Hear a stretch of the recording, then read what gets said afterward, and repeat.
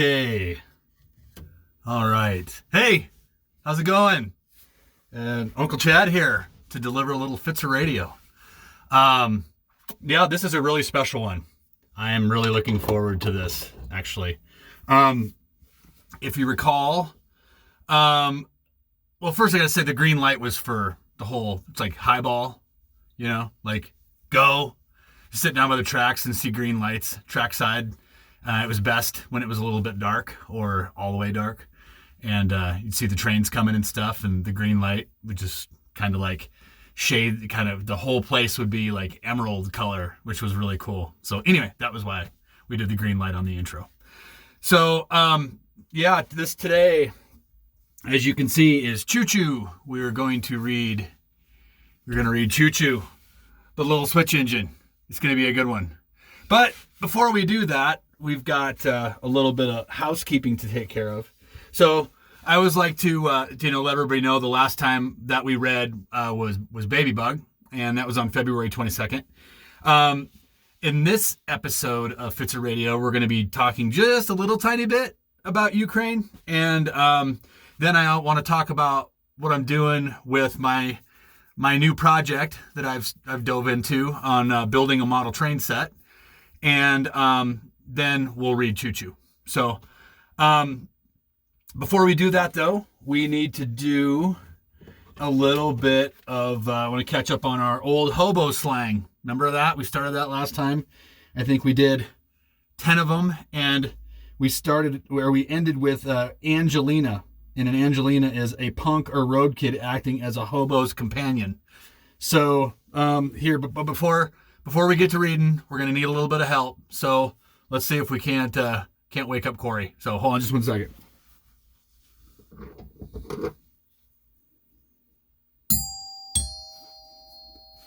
Who is it? It's Uncle Chad. Who else do you think it is? Oh, okay. Here, hold on 1 sec. There he is. Corey, how the heck are you? How you been?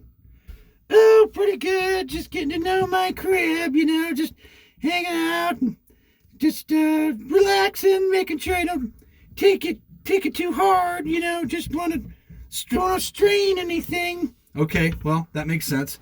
Hey, the reason why I got you up out of your crib, which is looking great, by the way, I wanted to see if you wanted to help me read a little bit of a dictionary of old hobo slang that we had to pick up. There's a few words here that we'd like to continue on with and see if we can find Jiminy Christmas. See if we can find out a little bit more about railroads before we talk about a model railroad in Ukraine and we read Choo-Choo. You think you can help me do that? Yeah, of course. All right, cool. Where were we, Chad? Well, I had already said the last time, if you recall, we talked about what an Angelina was. And you're certainly not an Angelina. I don't think you're a punk or a road kid acting as a hobo's companion by any means. I'm no Bo. I just wanted to make sure that you knew that, right? I wasn't calling you an Angelina.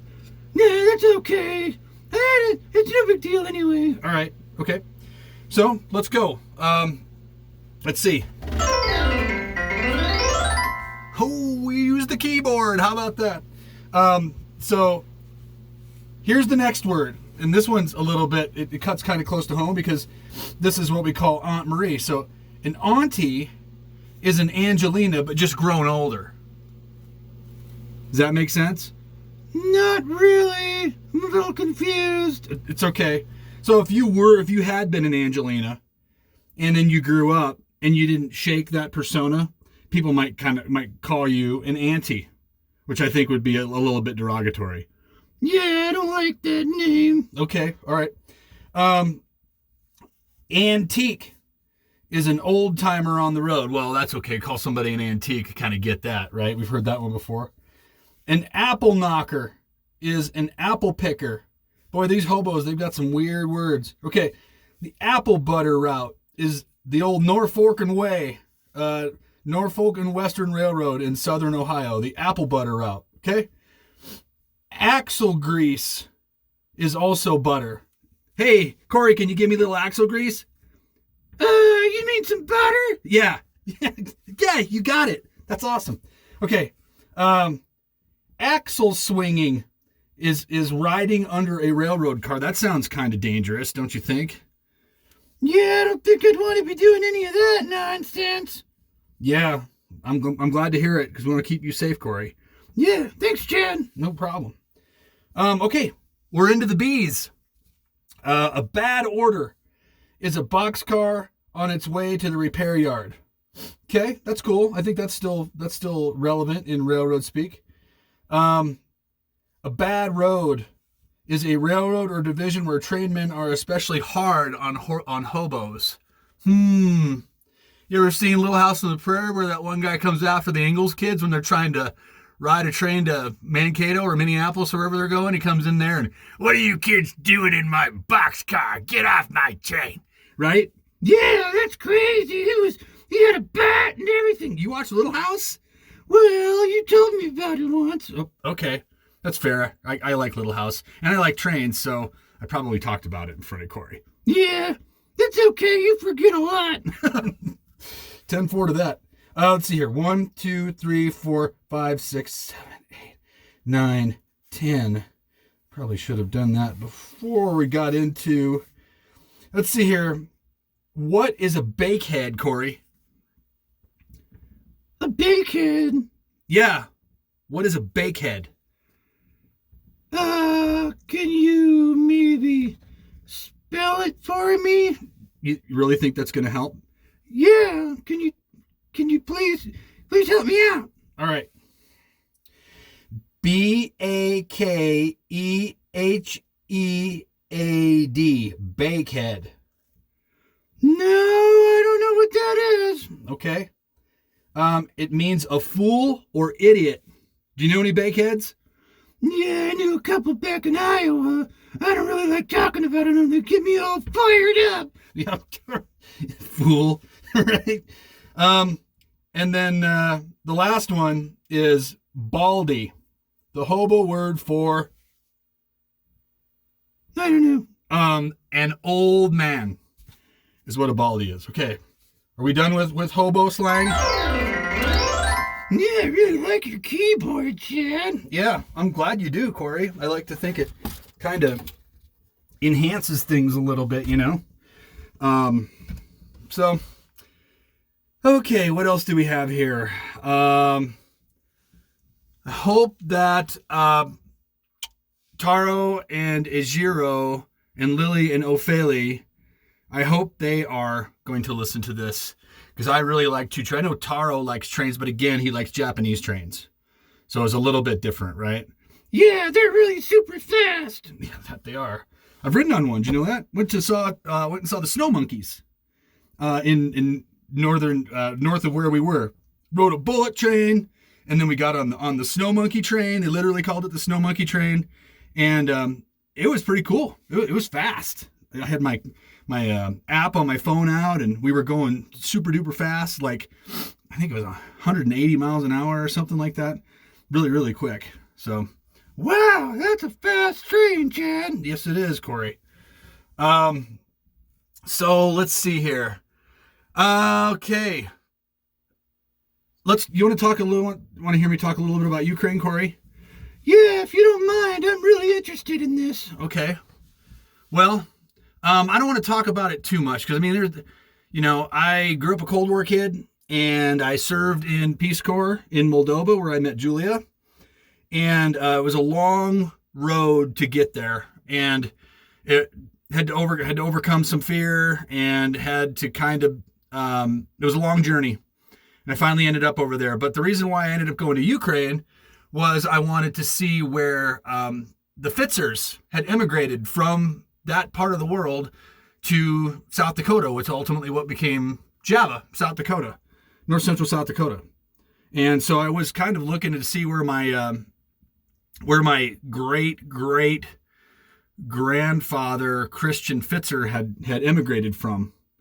And I found the village. So I traveled there with my host father and we went to Ukraine. And I was only there for about one full 24-hour period. It was one really, really long day, and got to the village, but the nearest village, but the village that I was looking for had been bombed.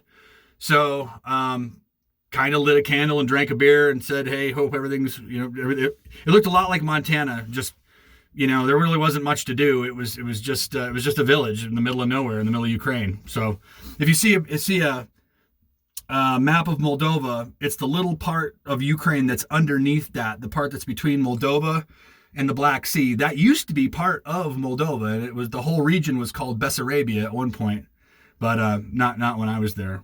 Wow! Can you tell me a little bit more, Chad? Sure, Corey. So we changed transportation modes like 27 different times in 50 and a half hours, from the moment we left the village to when we got to Kishinev, and then went down to one place where we went to a border crossing, but it wasn't an international border crossing. So they didn't have the right stamp. And so an American couldn't cross there, only Ukrainians and Moldovans. So then we had to go all the way back to this other place called Palanka, which was situated almost across from an estuary of the Black Sea. So there were lots of bugs. And we ended up in Odessa and ended up spending the night in a bus station. And then the next day we got up and got over to the village, and we were hopscotching our way there we were literally on like horse carts and in a Dodge Shelby at one point, and in a van, and we ended up another border crossing that we couldn't cross at. And so it was a long, involved trip, but it's really interesting what's going on in Ukraine right now, and watching it from afar and being concerned about what's going to happen with Moldova. But that's just all I wanted to say about it. Well, thanks for sharing, Chad. That's really great. Thanks, Corey. Appreciate it. So, hey, do you mind if I go back down into my crib? I don't care. It's your call. It's your crib. Okay, I'm just feeling a little tired, and I'm going to let you talk about your trains. Okay, Chad? All right. Cool, Corey. All right. See you later. Bye, everybody. See ya. There goes Corey. Bye, Corey. What are you doing? Oh, there he goes. All right. So let's talk a little bit about a model train set. So if any of you know me, even you kids, Uncle Chad can get kind of get riled up about stuff, right? Yeah, I've kind of been that way my whole life. I've kind of always wanted to tinker. I guess it's from living on the farm, kind of dreaming about just tinkering and putting things together and building things out of junk and nothing and stuff. So, I've been known to do things like build a biodiesel processor out of 13 old water heaters, or wire up or plumb up a veggie truck, or buy 17 beehives, or let's see, what else? Build a grow closet, or there's like a lot of different things. Gray water system, a lot of different things that kind of like I can get really into the details on everything. So, well, the good news is this is a dream that I have been wanting to fulfill for a very, very long time. I had a train set, an HO scale train set, when I was a kid on the farm. When we moved to Minnesota, lived in Minnesota on the farm. I was like 10 to 13 years old, and I would just tinker with it, a couple 4x8 sheets that were up on rollers. And it was pretty cool. I cut my teeth on some basic wiring and putting track together and all that kind of stuff. So, but I've really never had a spot to put a train set since then. And let's just say I found some space in my garage, and I had to make a compromise. What could that compromise possibly be? Well, the trains that I've always had before this have always been HO scale. So HO scale is, I don't know if you can see, but like this size, that's HO scale. So that's a Milwaukee Road wide vision caboose. There were only 2 ever made, and I watched them go through Selby when I was a kid. But anyway, I don't want to digress. Or I need to digress here. That's HO scale. So it's very common. It's probably the scale that most people are familiar with. So what I'm going to do is I'm going to build mine that's N scale. So you see the difference? It's about a quarter of the size. It's 1/160th scale is N scale. So you can fit a lot longer trains and kind of what I would say more realistic operation into a smaller area. And I don't want to dive into the details. I always do that. I really don't want this to become like I have to put like little stuff on the locomotives and stuff. I really want to be able to run these types of little trains in a space in my garage that does it justice. So what I'm going to model is I'm going to model Walworth County, South Dakota in 1985, 86 timeframe, somewhere in there. I'm going to literally have a yard. Well, I guess Walworth County and Aberdeen, South Dakota. So my yard is going to be Aberdeen. And that's where I'll keep the locomotives. That's where I'll keep the trains when I'm not running them. And then I'm going to stack levels on top of one another like this. And each one of those sections will have 3 4x8 sheets of plywood that'll be kind of cut out so I can get in there and look around and kind of enjoy it. And it'll be in the shape of kind of like this, if that makes sense, where it's like a long rectangle this way and then a little shorter piece this way. And then in this part in the middle is going to be what's called a helix. A helix is kind of like, if you look at it, it's kind of like a spring, where it goes round and around and around and around. And trains can climb or descend. They go underneath and over the top of each other in order to get from one level to the next. So I'm going to have Aberdeen on the bottom and a little bit of workspace where I can like do projects and whatnot. And then the next level up will be a place called Alamo, which was over by Bowdle, an old siding that was there. Java, Selby, Glenham, Mobridge, and the Missouri River Bridge. And then in a loop back around on itself again. And each scene is going to have its own character. Kind of like, like the bridge will be like the riprap and the water. And then a backdrop that will just kind of like give you the impression that you're there. It's just a model train set. It doesn't have to be perfect, right? So like I've seen people really struggle with the need to make it super realistic. It's a train set. So it's whatever's going to give me the most enjoyment. So I'm actually calling it a therapeutic train set.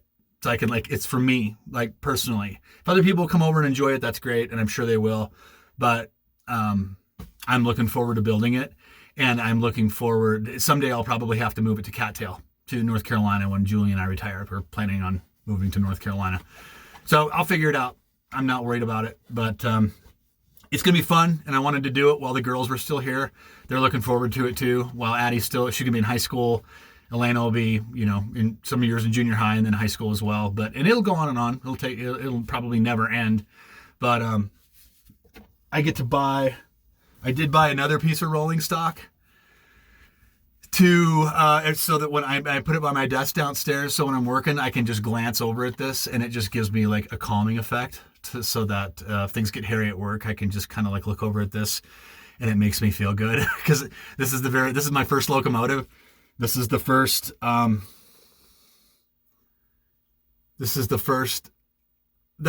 locomotive that I ever saw. Yes, and it does say $207.99. They're very expensive and they make sound and they have lights and all sorts of stuff. People spend money on pontoons and trucks and stuff. This is my deal. Sorry if anybody doesn't like me showing the price of that, but it is what it is. Yeah. And that is a Milwaukee Road SD40-2, EMD SD40-2. And I'm going to have a number of these, and they're powerful to haul a train about, I did the math, and I think it's going to be about 25, with a caboose, 26 cars, something like that, 26, 27 cars, maybe a little bit longer than that.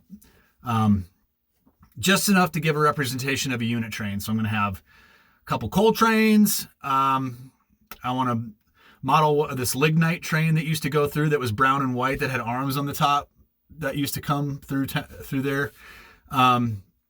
Grain unit trains, and then maybe like one manifest, one mixed freight, and just a couple other trains. But I want it to all kind of be from that era, from when I was sitting in Selby watching trains go through as a kid. Before I started to not get quite as interested in it when we turned 14, and kids got cars and all that kind of stuff. And then trains kind of took a backseat to some other stuff. But yeah, I'm really looking forward to this. So, okay, cool. Hope you're interested. If you're interested on the side, you're a parent watching this, and you want to, you hit me up about what I'm going to do or what I'm looking to do. Particularly if you're from South Dakota, just let me know. I'm interested in talking to people about it. So, all right, let's get down with a little Choo-Choo. That's what we're here for, right? Let's do this before. All right, Choo-Choo. Let's do this. Leora used to read this book to me when I was a little kid. When I was in Selby, it was one of the books, one of a number of books that we used to read. This isn't my absolute favorite, but it's a good book. I mean, it's just not my favorite. That's all. But I liked it. I like it now. So, Choo-Choo. Choo-Choo, the little switch engine. Okay. And that guy, oh, gee whiz. Looks kind of like Uncle Chad, doesn't it? Oh, what do we got here? Look at that. Boxcar. Got some guys working on the road. Got some other stuff going on. They must be in a yard. There's a guy that's running a switch with a little water tower. So, okay, here we go. Choo-Choo, the little switch engine, was very happy. He worked in the railroad yard of a large city where there were many, many tracks running along side by side. Here and there, a track crossed over and ran into another track. These places were called switches, and the men who made a train on one track cross over to another track were called switchmen. Choo-Choo's work was to push freight cars over the switches onto different tracks. There were many cars on the long freight trains that came into the big city, and this was the way they were sorted out. Choo-Choo always felt very proud of himself when he saw a big freight engine pulling a long train away.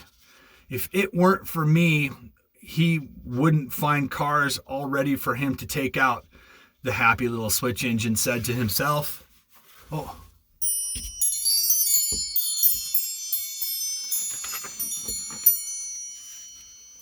After he had worked for many, many days in the big railroad yard, Choo-Choo began to dream of the time when he would grow up.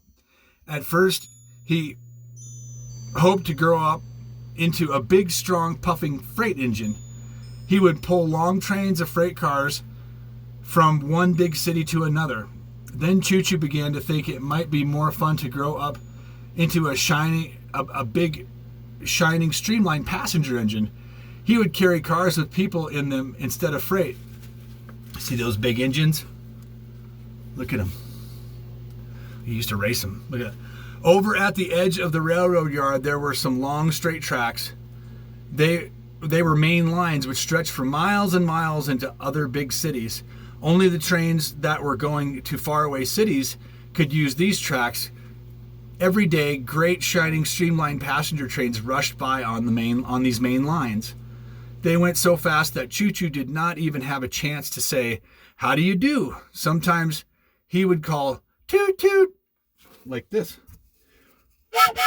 right, to them with his little whistle. And sometimes they would answer back with a single big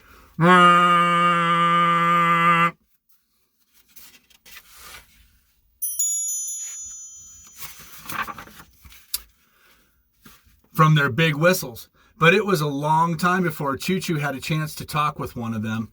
It all happened one day when Choo-Choo was at the roundhouse. There's the roundhouse.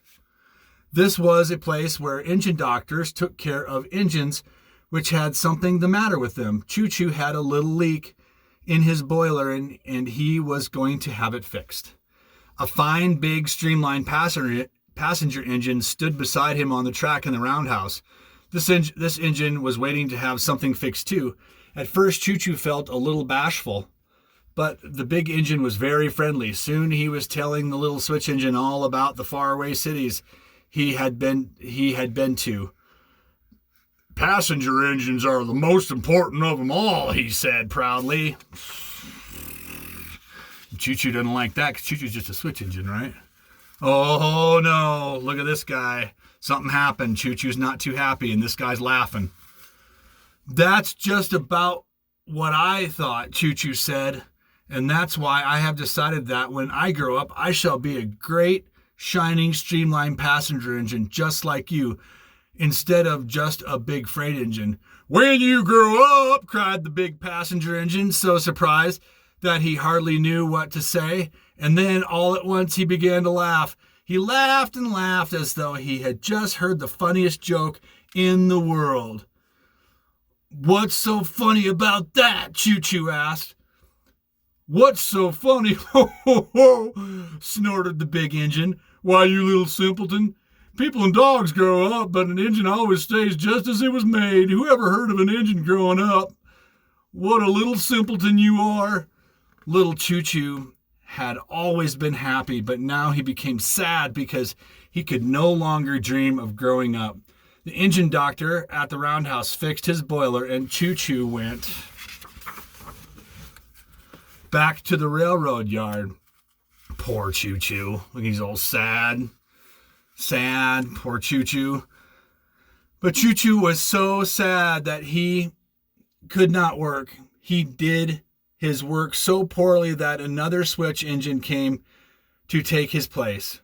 One day, a new engineer and fireman came up to Choo-Choo as he stood sadly on the side track. The fireman climbed into the little switch engine and built a fire. The engineer walked all around the little switch engine and squirted oil into him with a big oil can. They filled his tender with coal, as much as he could carry, and they filled his water tank with water, as much as he could drink. The engineer looked again at the piece of paper to make sure he had the orders right. Then he ran Choo-Choo out to the main line track. "We can make it all the way without having to sidetrack," he told the fireman, "if this little old teapot doesn't give us any trouble." Choo-Choo wondered what the engineer meant. Then he realized that he, Choo-Choo, the little switch engine, was being called a little old teapot. I don't know if that's good or bad. I'm trying to be good about using my dinger when we switch pages, but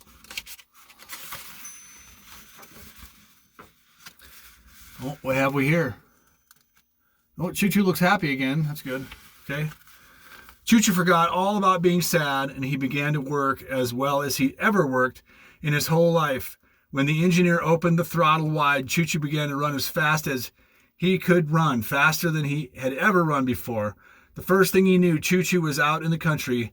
His small, heavy wheels turned so fast that they looked like tops spinning along on their sides. Suddenly, Choo-Choo found that he was happy again, for here he was, speeding along the main line just like one of the big streamlined passenger engines. As he went along, Choo-Choo listened to what the engineer and fireman were saying to each other. Before long, he found out where he was going. A town along the railroad needed a switch engine in its little railroad yard, and Choo-Choo was being sent to this smaller town because he no longer seemed able to do the hard work in the big city railroad yard.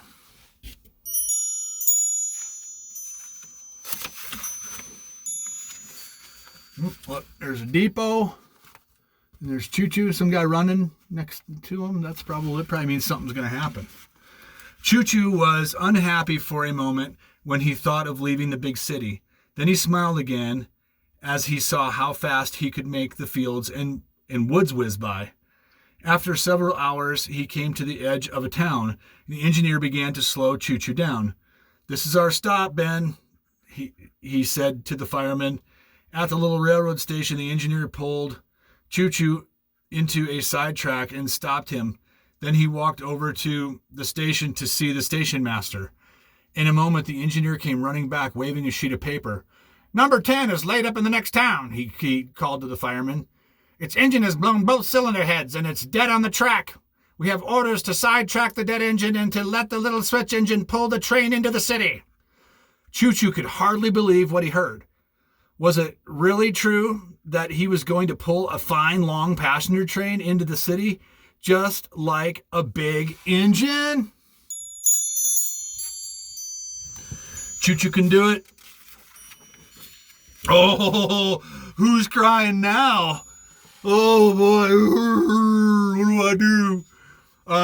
They turned him around so that he could run backward along the main line to the next town. There, train number 10 stood waiting with its big, crippled, dopey engine. And to Choo-Choo's surprise, who should the crippled engine be but the big, fine, streamlined passenger engine that had laughed at him in the roundhouse? Choo-Choo did not want to make the poor engine feel any worse, but he just could not help saying, I really must be growing up after all, because they have sent me to pull your train in. The crippled engine did not laugh at Choo-Choo this time. Perhaps you are, he said. You show yourself to be a real engine if you can get my train into the city without losing any more time. Your little wheels make you go rather slow, but try to do your best. Without wasting any time, Choo-Choo pulled the big crippled engine into a sidetrack. Oh, look at that. He's doing it now. Out of the way. Next, he coupled on the long train of bright passenger cars. Then he began pulling it toward the big city. The train was heavy, but it was not nearly so hard to pull as some of the freight cars Choo-Choo had pulled in the big railroad yard. The little switch engine did not mind the work at all. He began to go faster and faster. He would show the big crippled engine, whatever's got into our little old teapot, the engineer said to the fireman. He's certainly doing it all right. At last, Choo-Choo came to the city. He rushed through the big railroad yard and past the roundhouse. He whistled merrily. Then, under the great train shed of the big passenger station, the engineer stopped the little switch engine. After the passengers were all out of the cars, Choo-Choo was cut loose from the train. He rolled on down through the train shed and was switched onto another track. Then he was run back to the roundhouse.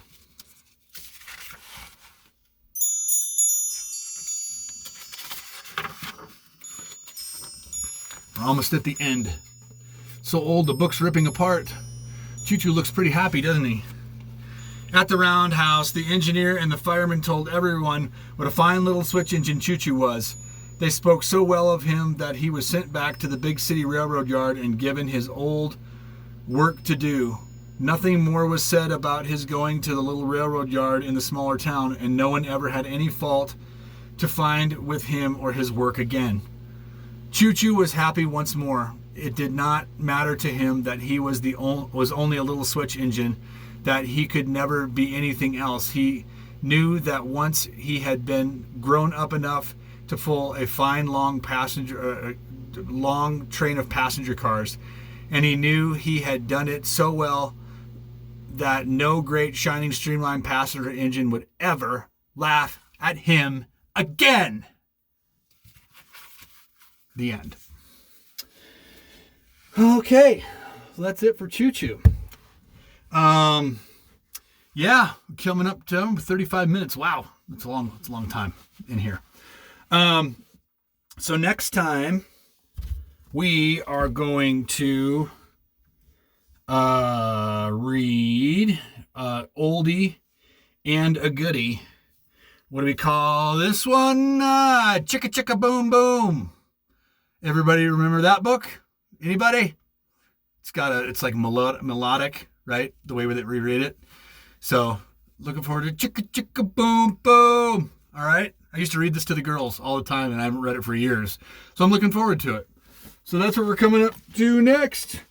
Well, with that, I will bid you adieu. I'm going to try and do a little bit of like outgoing train here. I'll say bye to Lily and Ophalie and Taro and Ajiro and Kai and Bray. Saw you guys too here this weekend. That was kind of cool. You're getting big. Proud of you. Looking good. And Ryan and Carly too. You guys. See ya. So let's see what we can do here.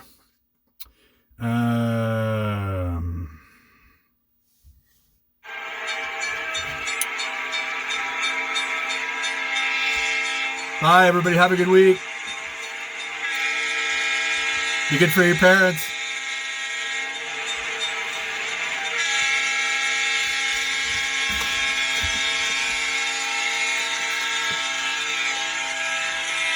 Yippee! See ya.